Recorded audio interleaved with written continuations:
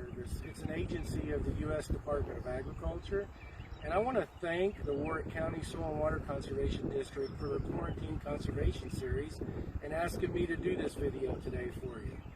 We work with a partnership of local, state, and other federal agencies to provide both conservation technical assistance and oftentimes financial assistance to our customers for protection of natural resources. And generally what we do is do a conservation plan for these individuals. They call us up, they let us know that they have some natural resource concerns on their land. We come out to their field, evaluate the resources, and we give them alternatives that they can do with best management practices to address those resources. And that's what we're going to talk about today. The field that I'm standing in today is a conventionally tilled cornfield, and the producer has some concerns about erosion. And erosion generally in our area is erosion from rainwater. Some areas do have wind erosion, but we don't have a lot of wind erosion in our area, so we deal mostly with rainwater. And when a field is bare, like this field here, it's exposed to the raindrops, and when they collide with the surface of the soil, they detach particles of the soil and are able to be carried away as the water runs off. So one of the concerns they have today on this field is erosion, so we're going to discuss some best management practices on how to deal with that.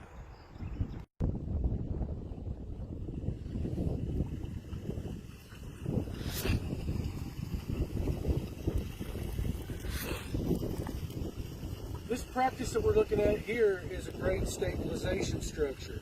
It's a drop inlet pipe structure, and it's used whenever we have a situation where we got erosion that's occurring in the field because the receiving channel is so much lower than the field itself. And we call that overfall. So a grade stabilization structure is a great practice to eliminate that overfall and get the water from up in the field down into the receiving channel safely. I happen to have designed this one over 25 years ago, and it needs some work now, but it's still served a purpose for the past 25 years. And it just has been collecting sediment like it's supposed to do, and it's been damaged by farming practices.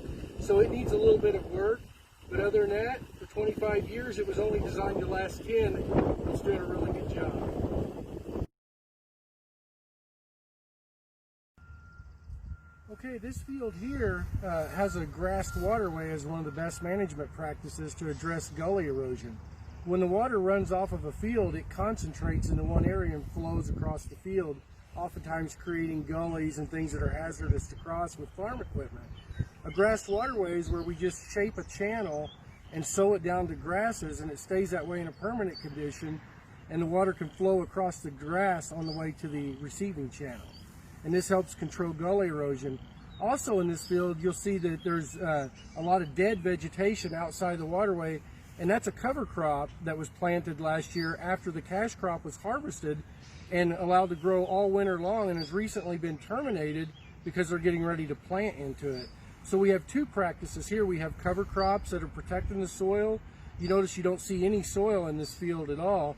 The cover crop grows all through the winter, protecting the soil from rain, and then is terminated just before planting, and they plant into it.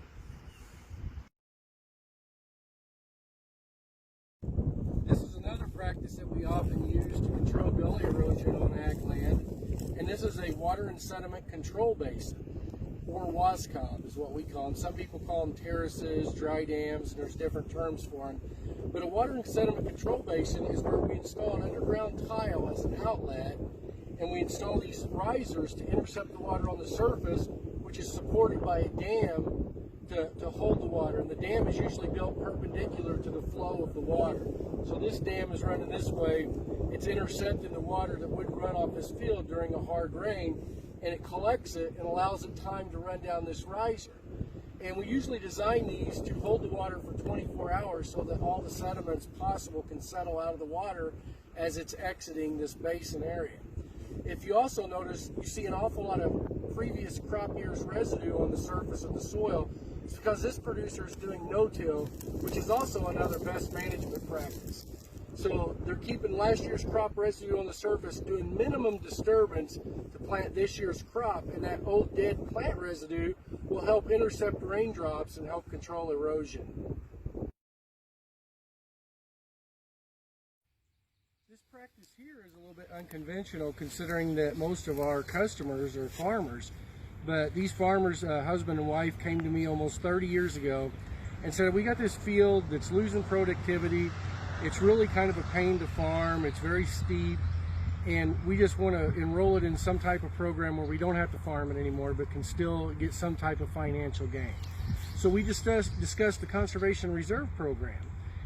Under the Conservation Reserve Program, they can plant grasses and legumes, or they can plant the native vegetation, which in this case was trees.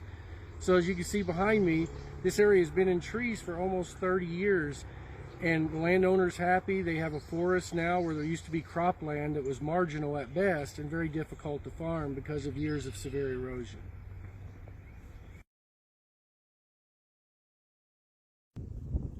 Okay, this producer came to us because they had the concerns of loss of yield, not to erosion, but because of frequent flooding. This farm was flooded, and they were lucky to get a crop off of it 3 out of 5 years.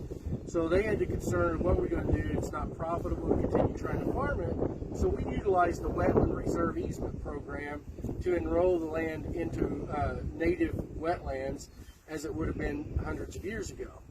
So under that program, they actually get an appraisal of the property and an offer is made to them, and if it's accepted, it goes into a permanent conservation easement in perpetuity.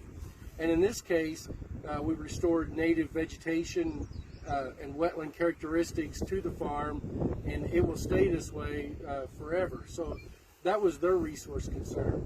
So basically, to wrap up, today we covered erosion, like gully erosion, and some of the best management practices to address gully erosion issues. We talked about tree planting as one option with Conservation Reserve Program. So most of our programs have not only just technical assistance, but also have financial assistance that come with them. And some of the more popular ones in this area is our Environmental Quality Incentives Program, has both technical and financial assistance for best management practice. Conservation Reserve Program, Wetland Reserve Easement Program, and these are some of the 3 of the most popular ones that we use around here.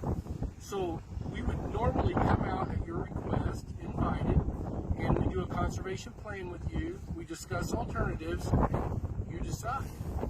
So thank you again to the Warwick County Soil and Water Conservation District. I appreciate your quarantine conservation program and was honored to be a part of it today.